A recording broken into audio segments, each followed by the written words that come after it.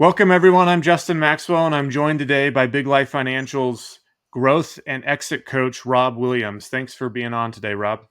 I'm very pleased to be here, Justin. Today, we're going to answer the question, what is the best way to exit a business? And it's a great question, Justin, and a lot of people ask it. It's particularly those at the beginning of the journey that recognize as a business owner there's going to need to be a transition at some point because nobody can live forever, right? So if you put this question into ChatGPT, bizarrely, it would focus on the actual exit in terms of these are the different ways that you will exit a business. But I like to look at it differently.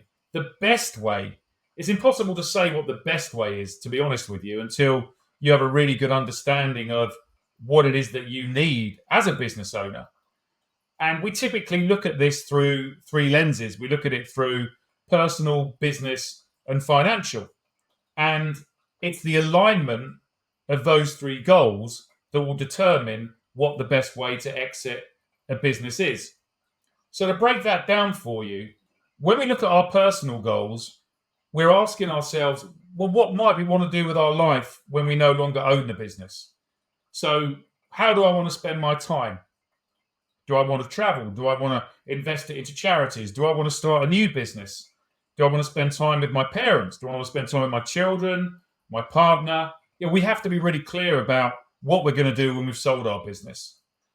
Relationships are really important as well.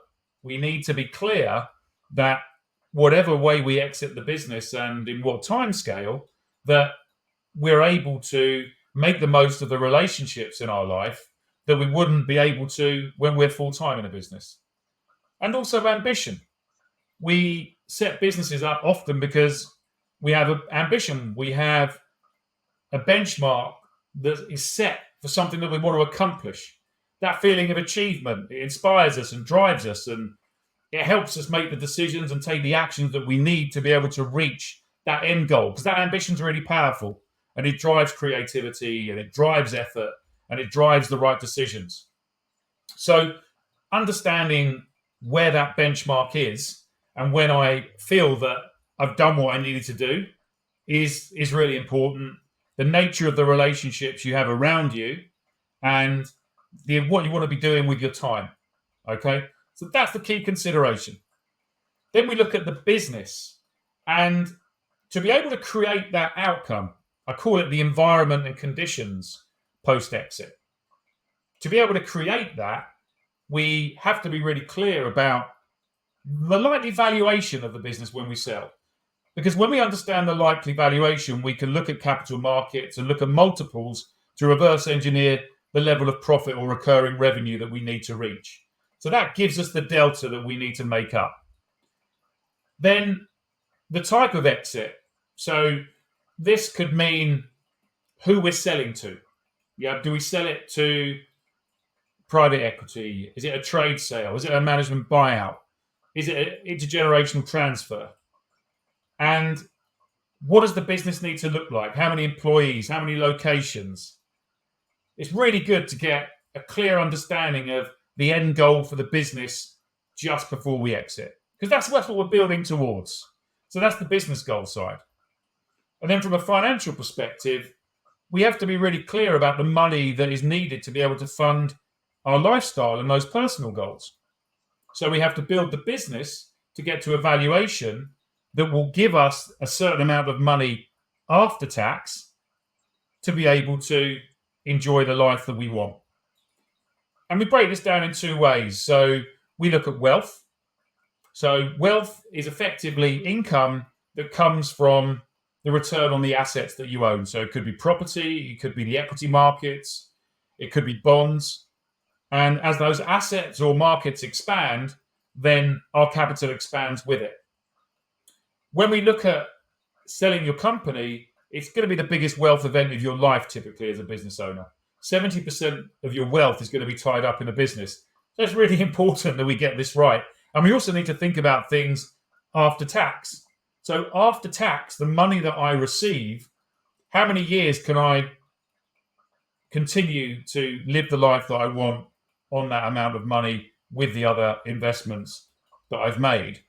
And earnings, whereas we may have been drawing a salary out of the business in the past, that's not going to be in place when we sell the business. So we need to be able to cover our earnings and our income from our investments and from our wealth. So we have to be clear about what it is that we need to be able to fund our lifestyle. And that's our financial goals. So as a business owner, this is level one or chapter one. It's being really clear on the outcome so we can reverse engineer back. So what's really helpful is we've got a really simple illustration here, but download it and start to document your goals in the personal, business, and financial category, and we can start to build a plan as a result of that information. It starts to give you as a business owner some direction and some clarity of vision as to exactly what it is that you're building. So that's how I would answer the question, what is the best way to exit a business? Thank you, Rob, for answering that question, because I think this is very important for people to understand. Is everyone wants to choose what is the end game to start at, or like they want to start at the end versus start at the beginning, and this is the beginning of that journey, and this is where you start with the outcome in mind, and now you can move towards that. But still, you're still going to go that direction. It's just that this is where you begin, and this is how you actually create the best exit for yourself. Absolutely. So thank you for that great answer, No, Rob. no problem. I'd add one more thing, Justin, as well. And if you look under personal, we've got a very important word there, ambition. Ambition means that you can create anything. Where we set ambition is going to dictate the decisions that we make to be able to reach it. Normally, one person's ambition isn't going to be unique. Somebody would have achieved that before. So I would really encourage business owners that are watching this to expand the art of the possible. Don't just settle for what you think you're worth based on the knowledge you have today. There's a wealth of knowledge out there that's going to help you see something that you would never have thought was possible before, that would transform the type of life that you could have when you exit your business. Transform your levels of wealth. Transform your access to power and experiences and generational security.